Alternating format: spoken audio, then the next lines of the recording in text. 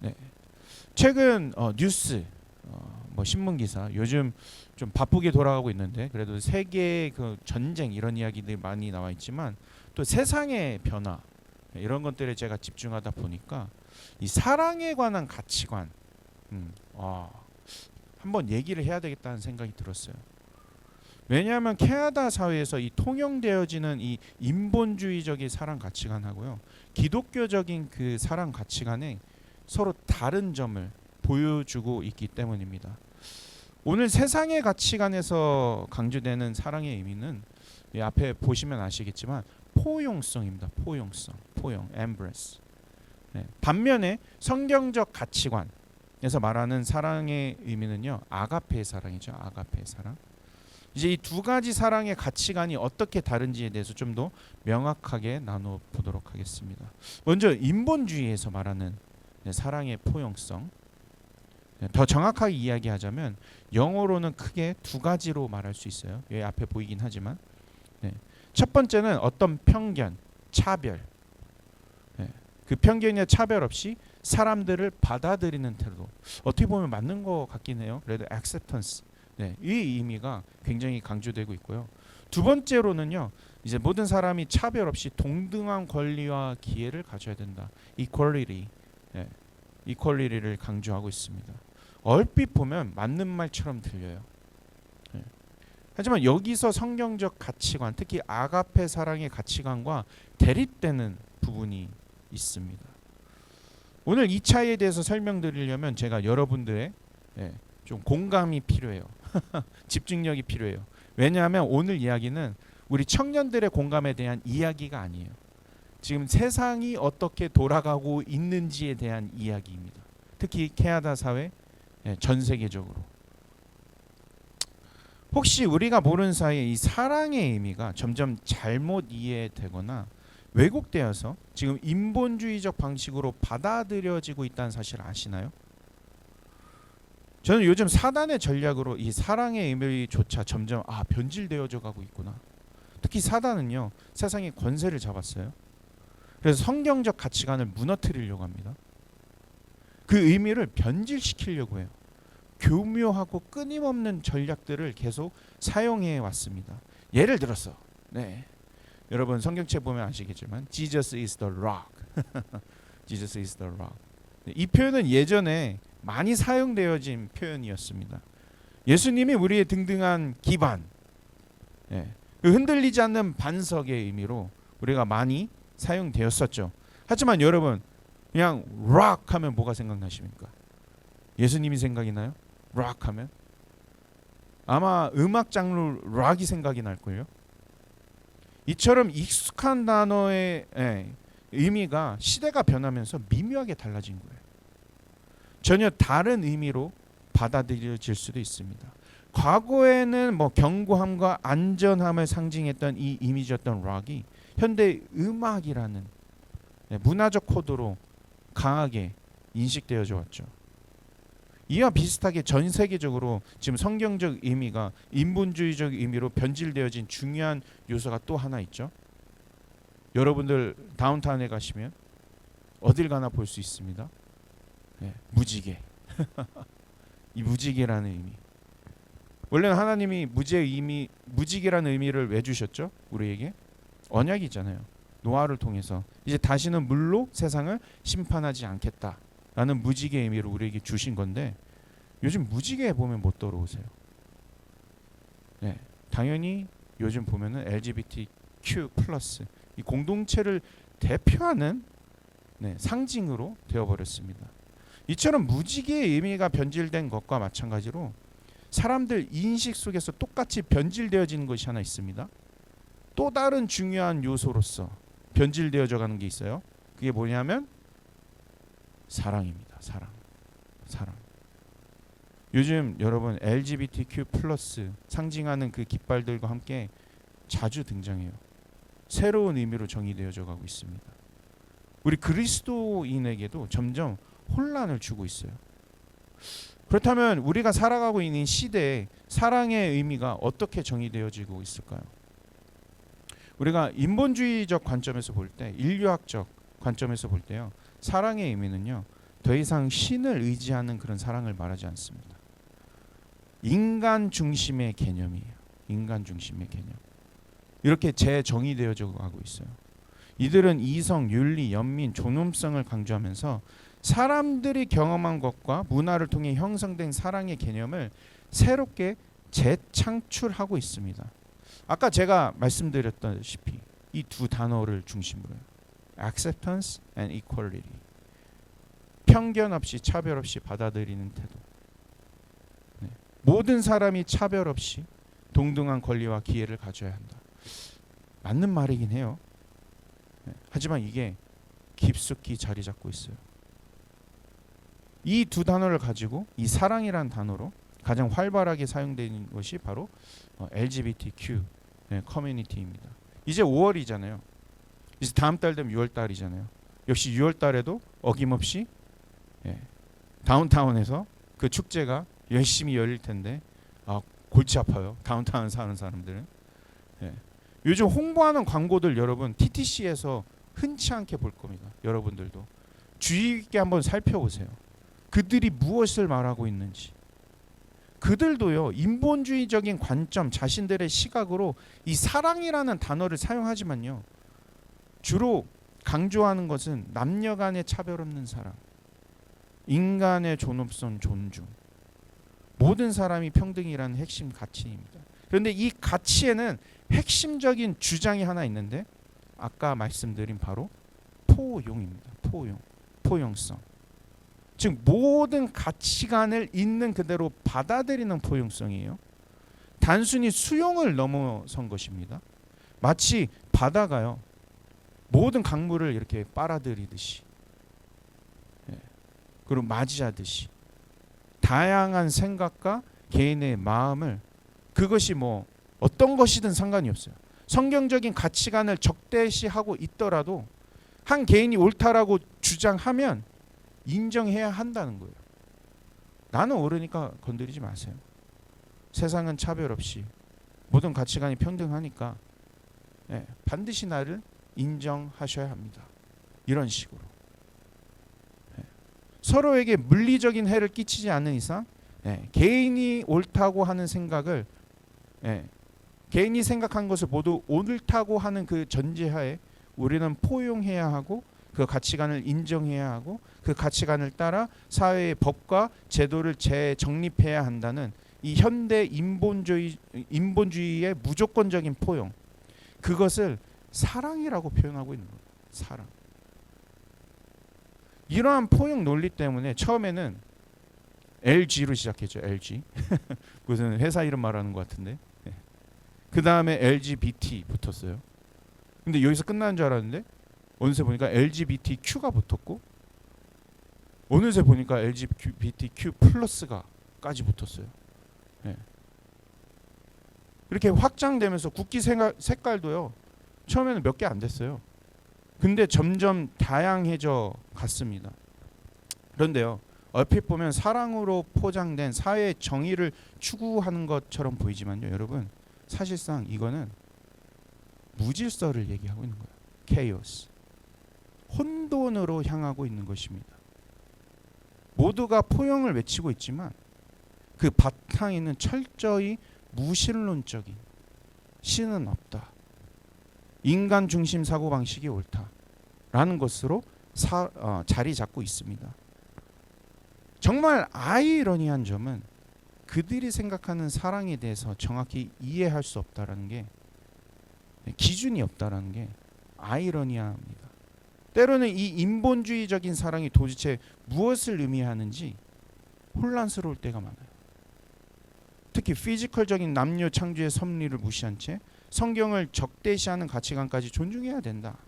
다양성을 넘어 그것을 흡수하려는 것이 바로 인본주의가 말하는 사랑의 정의. 결과로는 케이오스, 혼돈입니다. 솔직히 그들 스스로도 가치관이 혼란스러워요. 어떻게 표현해야 될지 모르거든요. 그러니까 고민하다가 가장 접근하기 쉽고 가장 감성적인 단어가 뭐가 있어요? 사랑. 사랑. 그래서 사랑을 선택한 거예요. 이와 유사한 개념으로요. 기독교적 이단의 사고 방식이 있습니다. 포용을 가장한. 보편주의라고 보통 이야기는 하긴 하지만 가장 대표적인 것으로는 만인 구원설입니다. 만인 구원설. 예수님을 믿든지 안 믿든지 하나님의 사랑은 무한하시기 때문에 결국 모든 사람이 구원을 받을 것이라는 주장입니다. 이 이론에는 우리의 그리스도적인 가치관을 무의미하게 만든 두 가지 심각한 오류가 있어요. 첫 번째로는 그리스도의 십자가 희생과 사랑을 무의미하게 만듭니다. 모든 사람이 구원을 받을 것이라면 예수님께서 이 땅에 십자가를 지실 이유가 뭐가 있나요? 하나님께서 예수님을 왜 보내? 혹은 십자가의 죽음이 모든 사람의 구원을 위한 것이다 라고 주장하기도 해요. 만약에 그렇다면 두 번째 오류가 시작이 되죠. 우리의 거룩하고 구별된 신앙생활이 무의미해진다는 것입니다. 성령을 받아 하나님의 뜻을 이루기 위해 우리가 매일 애쓰잖아요. 메스는 우리지만 나중에 다 구원받을 거면 전도할 필요가 뭐가 있어요? 선교 갈 이유가 뭐가 있습니까? 그저 세상에서 편안하게 살다가 가면 된다고 그냥 이야기하면 되는 거예요. 여러분들이라면 이런 극단적인 포용성, 이러한 사랑을 강조하는 기독교를 믿을 수 있겠습니까? 지금 저는 하나로의 예로서 그냥 이야기하고 있는 겁니다. 근데 이런 극단적인 포용은요, 요즘 교회 안에서도 슬며시 우리 안에서 들어와 있어요. 그래서 지금까지 우리가 인본주의적인 사랑 방식에 나눠 봤다면 이제부터는 우리가 그리스도인으로서 어떻게 참된 사랑, 아가페의 사랑을 이해하고 우리 삶 속에 철저히 나가야 할지에 대해서 한번 나누어 보도록 하겠습니다.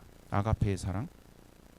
성경에서 우리 예수님께서 말씀하신 이 하나님의 사랑, 그 참된 의미는 무엇일까요? 저는 오늘 우리가 함께 살펴볼 이 요한복음 3장 16절, 이 요한복음 3장 16절에 모든 것이 다 나와 있다고, 함축적으로 담겨져 있다고 보고 있습니다. 너무나 유명한 구절이죠. 우리 다 같이 한번 요한복음 3장 16절을 읽어볼까요? 시작. 하나님이 세상을 이처럼 사랑하사 독생자를 주셨으니 이는 그를 믿는 자마다 멸망하지 않고 영생을 얻게 하려 하심이라. 아멘. 먼저 오늘 본문에서 말하는 이 하나님의 사랑에는 독생자 예수 그리스도의 십자가 희생의 명확한 사랑이 담겨져 있습니다. 하지만 분명한 조건이 있어요. 컨디션. 즉 기준이 제시되어져 있습니다. 명확한 선이 있다라는 거예요. 이 말씀에. 바로 하나님의 독생자 예수 그리스도입니다. 그렇다면 이 하나님의 사랑은 과연 어떤 사랑을 의미하는 것일까요? 우리 그리스도인들은 흔히 하나님은 사랑이시다, 하나님 이꼴 사랑이라고 이야기를 많이 합니다. 그만큼 기독교 교리에서는 하나님의 사랑이 매우 중요한 핵심이에요. 하지만 이 사랑의 의미에 대해서 깊이 들어가기 전에 우리는 먼저 무엇을 봐야 되냐면 하나님의 성품을 봐야 돼요. God's attribute라고 하죠.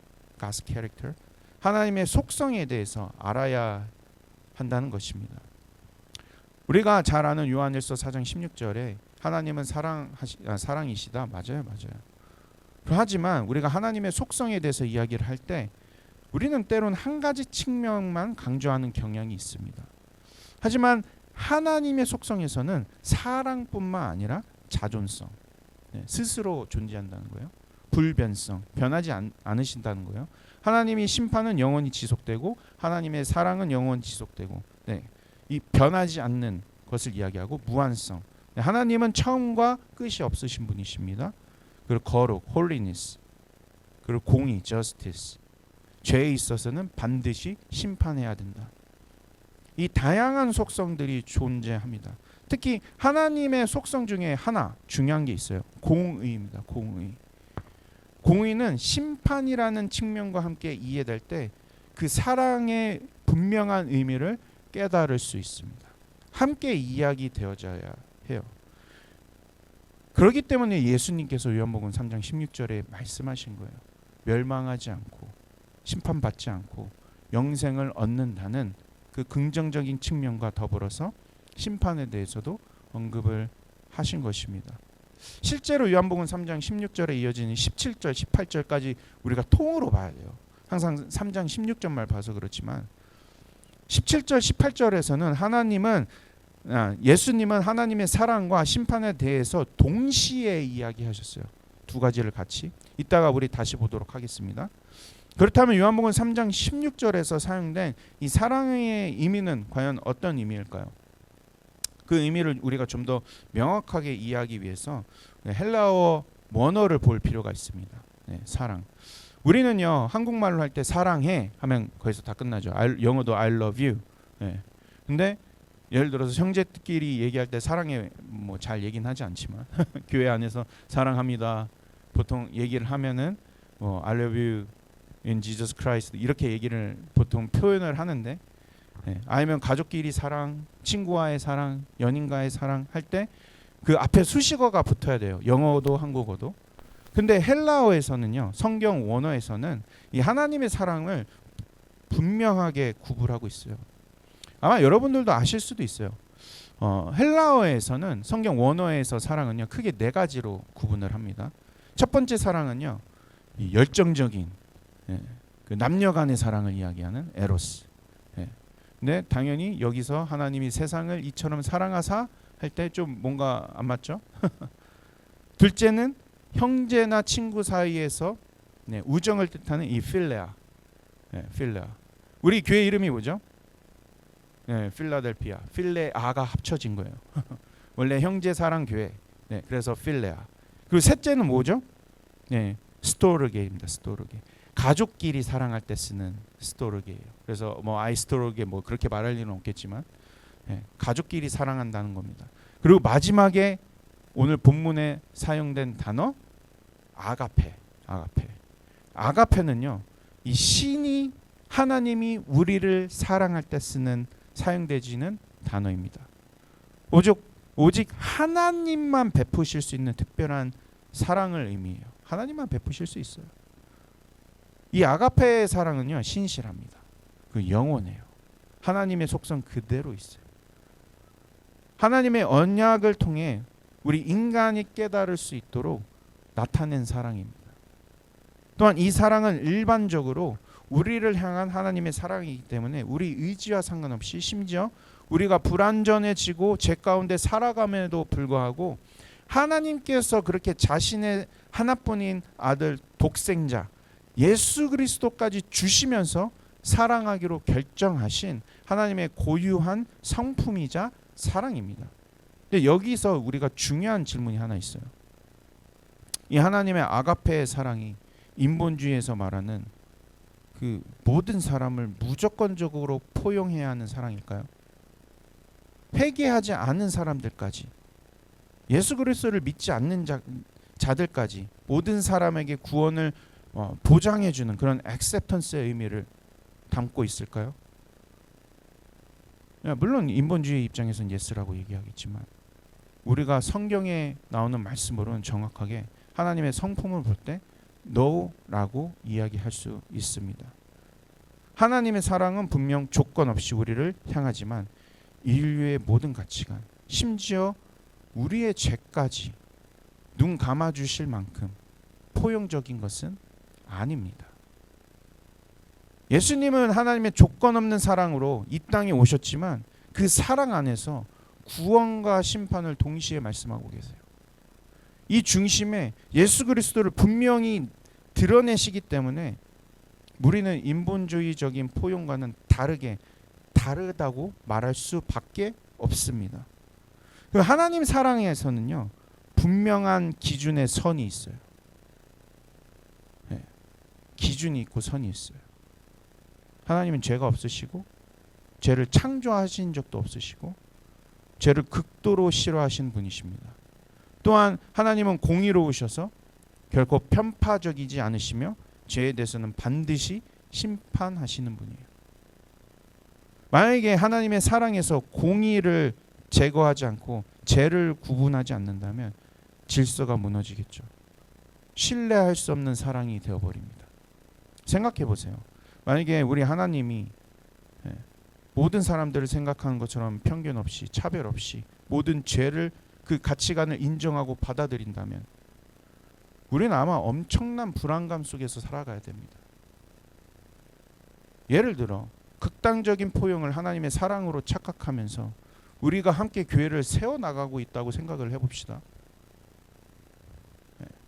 특히 가장 먼저 목회자가 죄 짓는 것에 앞장서고 혈기 부리고 교인들에게 상처 주고 공동체를 파악하게 하는 그런 상황 속에서 죄에 대한 명확한 구분 없이 아무런 회개도 없이 계속해서 공동체를 이끌어 간다고 생각을 해봅시다. 그러면서 무조건적으로 기준 없이 포용해야 됩니다, 여러분. 목회자의 죄까지 포용하고 받아들여야 됩니다. 라고 주장을 한다면 그 목회자 밑에서 어떻게 건강한 공동체를 세울 수 있을까요? 죄를 용납하고 눈 감아주시는 하나님, 혼돈과 무질서를 허용하시는 하나님을 우리가 어떻게 믿고 따를 수가 있을까요? 그러한 곳에서 우리가 어떻게 서로 협력하고서 하나님 나라를 건설할 수 있을까요? 물론 깊은 죄에서 회개하고 전심으로 회개하고 진심으로 돌아온다면 이야기는 달라지는 거죠. 하지만 인본주의적인 사고방식에 포용을 내세우면서 자신의 잘못을 정당화하는 리더를 따를 사람은 아무도 없다라는 것입니다. 실제로 자유주의 신학을 따르는 교회들이 지금 이렇게 주장을 하고 있어요. 그러다 보니까 교인들이 떠나요. 교인들이 떠나요. 물론 죄까지는 아니지만 LGBT 받아들이고 심지어 성경이 틀릴 수도 있다라는 가정에서 설교를 하고 누가 따라요?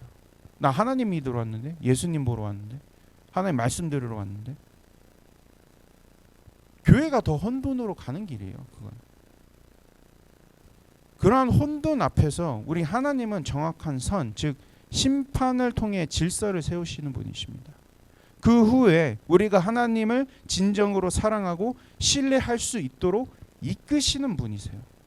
그리고 그 심판의 중심, 신뢰의 중심을 누구로 나타내셨더라고요? 예수 그리스도.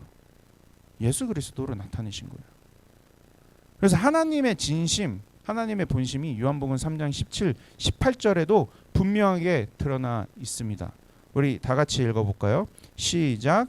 하나님이 그 아들을 세상에 보내신 것은 세상을 심판하려 하심이 아니요 그로 말미암아 세상이 구원을 받게 하려 하심이라. 넘어가야 돼요. 시작. 네. 그를 믿는 자는 심판을 받지 아니하는 것이요 믿지 아니하는 자는 하나님의 독생자의 이름을 믿지 아니하므로 벌써 심판을 받은 것이라. 네. 분명하게 드러나 있죠. 17절에서는 하나님이 그 아들을 세상에 보내신 목적, 세상에 심판하려는 게 아니야. 이게 내 사랑이야. 하지만 예수 그리스도, 나의 정확한 기준, 선을 믿지 않는다면 이미 그 이름을 믿지 않는 것만으로도 심판을 받은 거야. 명확하게 선을 긋고 계세요. 선. 이게 하나님의 공의입니다. 이는 하나님께서 믿지 않는 자들까지 모두 이해하시며 무조건적으로 포용하겠다, 품겠다라는 것이 아니라는 것을 보여주는 거죠. 이처럼 하나님의 사랑은 무조건적인 극단적인 포용이나 무조건적인 그 구원이 아님을 알 수가 있습니다. 하나님께서 분명한 기준, 선을 제시하셨기 때문입니다. 오히려 이러한 심판의 기준이 있기 때문에 우리는 하나님의 사랑을 더 신뢰할 수 있는 거예요. 혼돈이 아니라 완전한 질서의 세계로 나아갈 수 있는 것입니다. 이것이 하나님께서 보여주신 사랑의 표현, 바로 예수 그리스도예요. 예수 그리스도. 요즘 우리의 인본주의가 교회 안까지 뼛속 깊이 들어서다 보니까 심판과 지옥에 대한 이야기가 이제 꺼려지는 주제가 되어버렸습니다. 이제 인본주의 사고 방식에서 이런 소리 듣기 싫다 이거예요. 물론 과거에 일부 목회자들이 이를 이용해서 공포감을 막 조성을 했죠. 그래서 막 믿게 만들려고 이상한 소리도 하고, 그런 비판도 있습니다. 심판 이야기를 하면서 오히려 덕이 되지 못한 행동들을 했을 때가 있었죠. 그런 경우도 있었어요. 하지만 우리가 하나님의 명확한 기준, 선에 대해서 말을 하지 못하게 되면서 성경의 내용 중에 일부 잔혹스럽거나 현혹스럽다고 느껴지면 이제 아예 언급조차 못하게 되는 거예요. 혼돈에 대해서도 교회 자체가 구분하지 못하게 되어 버렸습니다.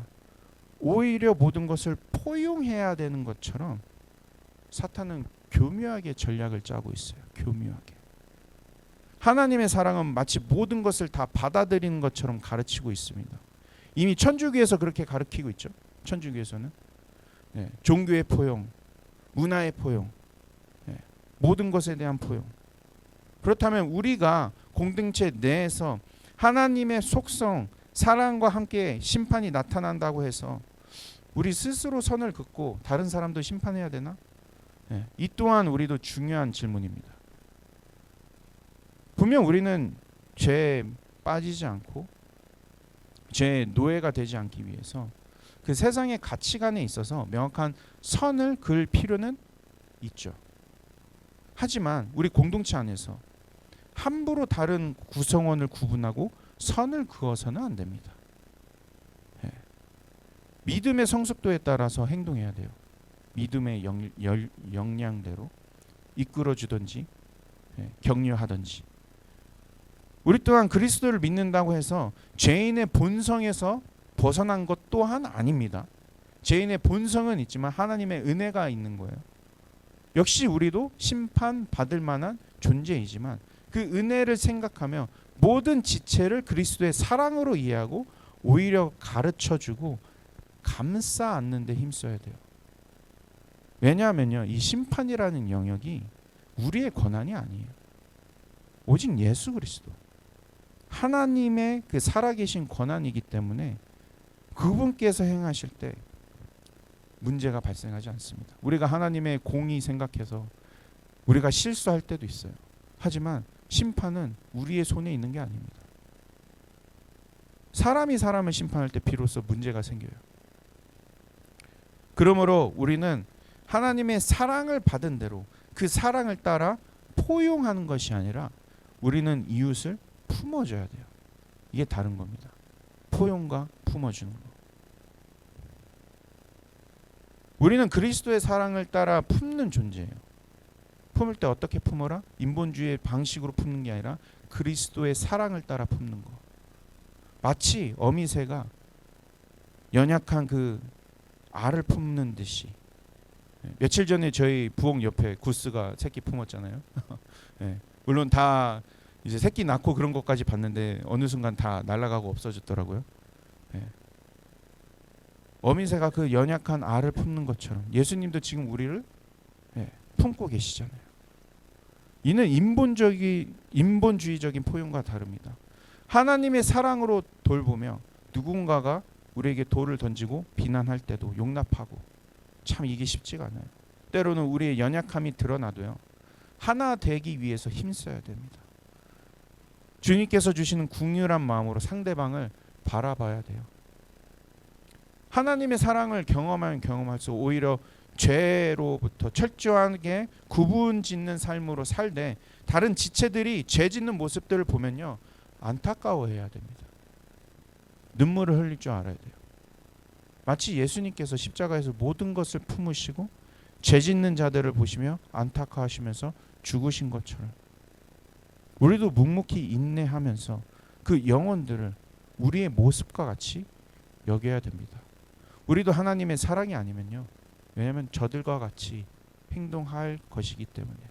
하나님의 사랑이 아니었으면 우리도 세상 밖에 이미 있었습니다. 그래서 하나님의 은혜를 기억하며 하나님의 사랑으로 품는 법을 배워야 됩니다. 또한 건강한 사랑의 방법, 그리고 아가페적인 사랑, 하나님으로부터, 성령님으로부터 끊임없이 경험해야 합니다.